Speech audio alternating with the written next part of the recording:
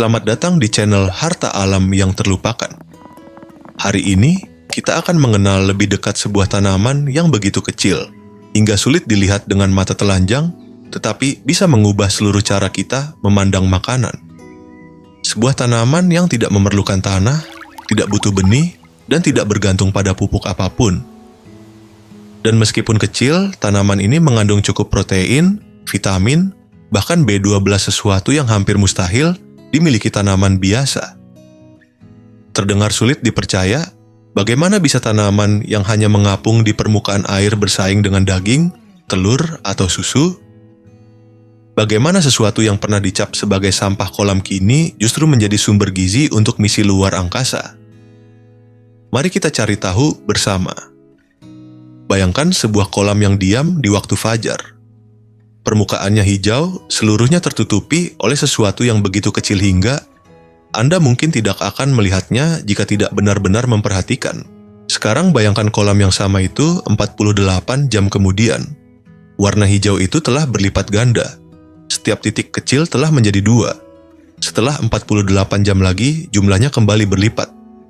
Dan terus begitu, berulang, dan berulang, dan berulang lagi. Ini bukan lumut. Ini juga bukan kotoran kolam. Inilah sumber protein dengan pertumbuhan tercepat di bumi. Dan industri pupuk kimia telah menghabiskan 60 tahun untuk memastikan Anda tidak pernah mendengarnya. Di sebuah laboratorium di Universitas Ben Gurion pada tahun 2018, para peneliti melakukan uji klinis yang membandingkan 3 sumber protein: keju lunak, kacang polong hijau, dan satu tanaman yang sebagian besar peserta belum pernah lihat sebelumnya. Mereka memberi makan 36 pria dengan porsi yang identik masing-masing 30 gram protein. Kemudian mereka mengambil darah para peserta setiap jam selama 3 jam. Tanaman tersebut mengungguli keju. Konsentrasi darah dari asam amino esensial meningkat lebih tinggi. Kadar vitamin B12 juga naik lebih banyak dibandingkan keju maupun kacang polong. Nilai daya cerna mencapai 89%, menyaingi protein hewani. Tanaman yang mereka uji beratnya bahkan lebih ringan dari sebutir pasir. Tanaman ini disebut Wolffia globosa. Di Thailand, mereka menyebutnya kanam, yang artinya telur air. Di dunia barat, jika ada yang mengenalnya, mereka menyebutnya duckweed. Mari kita mulai dari pertanyaan sederhana. Tanaman ini sebenarnya apa? Wolffia globosa adalah tanaman berbunga terkecil yang pernah tercatat di dunia. Setiap unitnya hanya berukuran kurang dari 1 mm, bahkan lebih kecil dari ujung jarum jahit. Tanaman ini tidak punya akar, tidak punya batang, juga tak memiliki daun dalam pengertian umum. Yang terlihat hanyalah bentuk oval kecil berwarna hijau, mengambang tenang di atas permukaan air yang tidak bergerak, namun yang membuatnya luar biasa bukan hanya ukurannya. Di bawah kondisi ideal, Wolffia bisa memperbanyak diri setiap 29 hingga 48 jam. Hanya dengan cara membentuk tunas yang melepaskan diri dan tumbuh jadi individu baru. Tanpa perlu disemai ulang, tanpa musim tanam, dan yang dihasilkan bukan hanya massa hijau kosong, melainkan protein murni. Dalam bentuk kering, kandungan proteinnya bisa mencapai 45%, jauh lebih tinggi dibandingkan kedelai, 36%, quinoa 14%, bahkan daging sapi 26%. Yang lebih mencengangkan, ini bukan jenis protein tanaman yang tidak lengkap. Banyak protein nabati kekurangan asam amino esensial tertentu, tapi Wolffia berbeda. Menurut penelitian yang diterbitkan dalam Clinical Nutrition tahun 2018, Wolffia globosa mengandung semua 9 asam amino esensial dalam jumlah yang memenuhi standar WHO. Nilai kualitas proteinnya mencapai 89 dari 100, berada di kelas yang sama dengan telur dan susu. Dan itu belum yang paling mengejutkan. Pada tahun 2020, para peneliti dari Universitas Ben Gurion mempublikasikan sesuatu yang sebelumnya dianggap mustahil. Mereka menemukan vitamin B12 aktif secara biologis di dalam Wolffia globosa. Bukan analog tak berguna seperti yang kadang muncul di alga, Tapi vitamin B12 asli dan ini dikonfirmasi menggunakan metode kromatografi cair dan spektrometri massa, standar tertinggi dalam pengujian mikronutrien. Ini seharusnya tidak mungkin terjadi, karena tanaman tidak memproduksi B12. Hanya bakteri dan arkea yang mampu menyintesisnya, yang menjadi alasan mengapa banyak vegan harus mengonsumsi suplemen. Tapi Wolffia bisa menyediakannya. Di dalam jaringannya hidup koloni bakteri endofit, menjalin hubungan simbiotik, dan memproduksi B12 langsung dari dalam. Ketika Anda memakan tanaman ini, Anda juga mendapatkan vitamin B12 tersebut secara alami tanpa tambahan apapun. Jadi, mari kita tinjau kembali. Ini adalah tanaman kecil seperti debu pasir yang bisa menggandakan diri setiap 2 hari, memiliki kadar protein lebih tinggi dari kedelai, profil asam amino lengkap setara hewani, dan menghasilkan vitamin B12 melalui kerjasama alami dengan bakteri. Tidak banyak tanaman yang bisa melakukan hal itu. Bahkan, sejauh ini, hanya satu. Pada tahun 2021, NASA mulai memperhatikan sesuatu yang tidak biasa. Di Italia, para peneliti dari Dewan Riset Nasional mulai melakukan percobaan terhadap Wolffia globosadi bawah kondisi tanpa gravitasi, untuk melihat potensinya dalam pertanian luar angkasa. Dan pada tahun 2024, hasilnya dipublikasikan di jurnal Scientific Reports. Apa yang mereka temukan membenarkan kecurigaan NASA. Wolffia globosa tetap mampu memproduksi protein meskipun dalam kondisi gravitasi buatan yang berubah seperti yang terjadi di luar angkasa. Menurut perhitungan mereka, hanya dengan 600 gram Wolffia segar per hari, satu orang dewasa bisa mendapatkan seluruh kebutuhan protein hariannya secara lengkap tanpa tambahan apapun. Bayangkan apa artinya ini untuk sebuah misi ke Mars. Tanpa tanah, tanpa ruang tanam besar, tanpa menunggu 90 hari seperti siklus tanam biasa. Cukup tangki air, cahaya, dan nutrisi daur ulang dari limbah biologis. Tanaman mikroskopis ini akan terus membelah setiap 48 jam dan terus memproduksi protein hingga 45%. Ini bukan fiksi ilmiah. Wolffia globosa saat ini sudah masuk dalam daftar spesies unggulan dalam program Bioregenerative Life Support System milik NASA karena satu alasan sederhana. Tidak ada tanaman lain yang tumbuh secepat ini dan sepadat ini, tanpa akar, tanpa batang, tapi dengan masa depan yang bisa menopang kehidupan di luar bumi. Tapi sekarang muncul satu pertanyaan besar yang jarang sekali diajukan. Jika tanaman ini begitu sempurna, kenapa dunia belum menggunakannya untuk memberi makan umat manusia? Seperti biasa, jawabannya kembali ke satu hal: uang. Tahun 1909, seorang ahli kimia Jerman bernama Fritz Haber menemukan cara mensintesis amonia dari nitrogen dan hidrogen di udara. 4 tahun kemudian, rekannya Carl Bosch berhasil membawa penemuan ini ke tingkat industri. Inilah yang kita kenal sekarang sebagai proses Haber-Bosch, sebuah teknologi yang bisa menciptakan pupuk nitrogen hanya dari udara tipis. Sebelum 1913, dunia pertanian masih bergantung pada sumber nitrogen alami, pupuk kandang, rotasi tanaman, dan tumbuhan pengikat nitrogen seperti kacang-kacangan. Petani zaman dulu sangat memahami bahwa tanah perlu istirahat, perlu keberagaman, dan perlu keseimbangan biologis agar tetap subur. Namun, sejak kehadiran proses Haber-Bosch, semuanya berubah drastis. Untuk pertama kalinya, manusia bisa menyiramkan pupuk sintetis ke lahan monokultur tanpa batas waktu.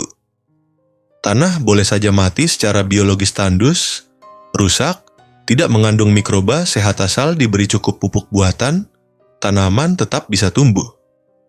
Tahun 1950, penggunaan pupuk kimia meledak secara global. Dan pada tahun 2000, manusia telah mensintesis lebih banyak nitrogen daripada seluruh proses alami yang terjadi di daratan secara gabungan. Industri pupuk kimia pun berkembang menjadi kerajaan bisnis senilai $200 miliar per tahun. Dan disinilah letak masalahnya. Wolffia globosa diam-diam menjadi ancaman besar bagi sistem ini. Mengapa? Karena Wolfia tidak butuh tanah. Ia tumbuh di atas air. Ia tidak membutuhkan pupuk sintetis sama sekali. Ia menyerap nutrisi langsung dari air termasuk nitrogen dan fosfor dari sumber yang biasanya dianggap sebagai limbah oleh industri. Air limbah pertanian, air selokan, bahkan kolam tercemar. Lebih jauh lagi, penelitian menunjukkan bahwa Wolfia mampu menyerap hingga 99% nitrogen dan 88% fosfor dari air kotor, sekaligus memproduksi protein nabati yang bisa langsung dimakan. Ia tidak hanya tumbuh tanpa mencemari, tapi mengubah pencemaran menjadi pangan. Namun, itu belum semua. Ada satu fakta yang membuat industri pertanian global semakin gelisah. Wolfia tidak tumbuh dari benih. Ia berkembang biak melalui pembelahan sel. Artinya, Anda tidak perlu membeli benih, tidak perlu membeli ulang setiap musim, tidak perlu bergantung pada varietas berpaten. Yang Anda butuhkan hanyalah satu tanaman mikroskopis, seember air bersih, dan 2 hari kemudian Anda sudah punya 2 tanaman. 4 hari kemudian jadi 4, seminggu kemudian jadi 8, dan seterusnya. Dalam kondisi optimal, spesies tercepat, Wolfia microscopica, bisa membelah setiap 29 jam. Ini adalah tanaman berbunga dengan laju pertumbuhan tercepat yang pernah tercatat dalam sejarah botani. Mulai dari satu titik mikroskopis, hanya dalam waktu 10 hari Anda bisa punya ribuan tanaman. Hari ke-30, lebih dari 1 miliar. Hari ke-60, lebih banyak dari jumlah bintang di galaksi Bima Sakti. Dan ini bukan jenis tanaman yang bisa dikendalikan oleh sistem industri. Bukan yang bisa dipatenkan. Bukan pula yang membutuhkan pupuk, pestisida, atau sistem tanam canggih. Ini tanaman yang bisa ditumbuhkan di ember plastik di atap rumah di Jakarta, di kolam kecil di desa terpencil India, di tangki darurat di kamp pengungsian, tanpa pusat produksi, tanpa ketergantungan pada logistik global, sepenuhnya mandiri, sepenuhnya terdesentralisasi, dan justru karena itu tanaman ini harus disembunyikan. Penekanan itu tidak pernah dilakukan secara langsung. Tidak ada yang secara resmi melarang duckweed. Tidak ada undang-undang yang menyatakan Wolfia ilegal, tapi sistem diam-diam mengabaikannya. Semua infrastruktur dari lembaga riset, layanan penyuluhan pertanian, hingga program subsidi tanaman pangan semuanya diarahkan hanya ke satu jalan. Monokultur yang tergantung pada bahan kimia. Ketika petani bertanya tentang alternatif protein nabati, petugas lapangan menyarankan kedelai tanaman yang membutuhkan pupuk kimia. Ketika pemerintah mengucurkan dana riset pertanian, uangnya jatuh ke institusi yang punya keterikatan erat dengan korporasi pupuk dan pestisida. Dan ketika universitas mengembangkan varietas baru, fokusnya hanya pada tanaman yang sesuai dengan sistem industri tanaman yang bisa dijual, dikendalikan, dipatenkan. Wolfia tidak cocok. Ia tidak pernah cocok. Padahal di Asia Tenggara di Thailand, Laos, Myanmar, dan bahkan Indonesia Wolfia globosa sudah menjadi bagian dari tradisi kuliner selama ratusan tahun. Di Thailand, mereka menyebutnya hainam telur air. Penduduk desa memanennya dari kolam, lalu menumisnya bersama sayur, atau menambahkannya ke sup. Di beberapa daerah di Indonesia, tanaman ini juga dikenal dan dipanen secara lokal meskipun tidak pernah masuk ke arus utama pertanian modern. Bagi masyarakat, ini hanyalah makanan sehari-hari, biasa saja. Tapi di barat, citranya berbeda total. Duckweed dikenal sebagai lumpur kolam, sesuatu yang menutupi air diam, sesuatu yang tidak layak dikonsumsi, tidak pernah diajarkan bahwa protein bisa berasal dari air tenang, tidak pernah dianggap bahwa tanaman liar tanpa campur tangan manusia bisa menjadi sumber gizi. Apalagi sesuatu yang gratis. Pengondisian budaya ini terjadi secara halus, tapi sangat efektif.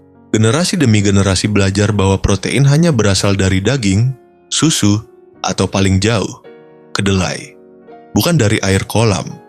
Bukan dari tumbuhan kecil yang tumbuh tanpa pupuk dan tanpa bibit pabrikan. Pada tahun 1960-an, NASA sebenarnya sempat meneliti duckweed jenis lemna untuk misi luar angkasa. Tapi uji coba itu dihentikan. Alasannya, lemna memproduksi asam oksalat zat yang jika dikonsumsi berlebihan bisa menyebabkan batu ginjal. Penelitian pun berhenti, dan narasi yang tersebar ke publik berubah menjadi NASA sudah coba duckweed, tapi gagal. Tidak ada yang menyebutkan bahwa yang diuji adalah lemna bukan wolfia. Tidak ada yang menjelaskan bahwa wolfia tidak menghasilkan asam oksalat sama sekali. Tidak ada yang mengoreksi bahwa NASA telah menguji genus yang salah puluhan tahun berlalu, hingga akhirnya pada tahun 2018, sebuah perusahaan asal Israel bernama Hinoman mulai membudidayakan satu varietas Wolfia globosayang, kemudian mereka beri merek dagang, Mankai. Mereka tidak hanya menanam, mereka melakukan penelitian ilmiah. Hasilnya dipublikasikan dalam jurnal ilmiah bereputasi. Profil protein lengkap, kandungan asam amino, bahkan vitamin B12. Mereka juga mengadakan uji klinis untuk membuktikan bahwa nutrisinya bisa terserap tubuh manusia secara nyata. Ilmunya tidak bisa disangkal. Tapi, memasukkan duckweed ke dalam pola makan masyarakat barat berarti harus melawan 60 tahun indoktrinasi budaya dan satu sistem pertanian global yang dibangun di atas ketergantungan kimiawi. Dan inilah fakta yang tidak pernah mereka ingin Anda pahami. Industri pupuk kimia tidak akan pernah untung kalau Anda bisa menumbuhkan protein hanya dengan ember air kolam. Perusahaan benih tidak akan pernah untung kalau tanaman bisa berkembang biak sendiri. Korporasi pangan tidak akan untung kalau sistem produksi makanan jadi sepenuhnya terdesentralisasi. Seluruh sistem pangan modern dibangun di atas 3 pilar: kontrol, ketergantungan, dan pembelian berulang. Dan Wolfia globosa menghancurkan semuanya. Ia tumbuh tanpa tanah, tanpa benih, tanpa pupuk kimia. Ia berlipat ganda setiap 48 jam. Ia menghasilkan protein lengkap, termasuk vitamin B12. Ia tumbuh di air limbah, di air tercemar, di tempat yang butuh jutaan rupiah untuk dibersihkan secara kimia. Tanaman ini bisa memproduksi 100 ton protein kering per hektar per tahun 28 kali lipat lebih cepat daripada tanaman konvensional, sambil membersihkan air kotor dalam prosesnya. Dan selama lebih dari 6 dekade, mereka yang mengendalikan apa yang ditanam, apa yang didanai, dan apa yang boleh disebut sebagai makanan telah memastikan bahwa Anda tidak akan pernah mendengarnya. Tapi sekarang sesuatu sedang berubah. Pada tahun 2021, European Food Safety Authority menyetujui Wolfia globosa sebagai makanan baru resmi di Eropa. Tahun 2024, jurnal Scientific Reports kembali menerbitkan studi menegaskan potensinya untuk pertanian luar angkasa. Perubahan iklim telah membuat pertanian konvensional semakin sulit dipertahankan. Lahan subur menyusut, harga pupuk melonjak, dan tiba-tiba dunia mulai mencari solusi yang tidak butuh tanah dan tidak bergantung pada pupuk kimia. Tanaman yang dulunya terlalu sempurna untuk diizinkan, sekarang mulai muncul ke permukaan. Hari ini, Anda sudah bisa beli Mankai secara online. Anda bisa pesan kultur Wolfia globosa dari toko akuarium dan menanamnya sendiri di balkon rumah. Mulai dari satu tanaman, dan dalam 60 hari, secara teori Anda bisa punya cukupan protein seumur hidup. Inilah hal yang tidak pernah mereka ingin Anda tahu. Sumber protein paling efisien di bumi tidak butuh mereka, tidak butuh pupuk mereka, tidak butuh benih mereka, tidak butuh sistem mereka. Yang dibutuhkan hanya air dan cahaya matahari, dan tanaman ini sudah tumbuh di permukaan kolam sejak sebelum manusia mengenal pertanian. Pertanyaannya sekarang, setelah Anda tahu semua ini, apa yang akan Anda lakukan? Karena setiap ember duckweed yang tumbuh di atap rumah adalah tindakan kecil perlawanan terhadap sistem yang meraup untung dari kelangkaan, ketergantungan, dan pengendalian pangan global.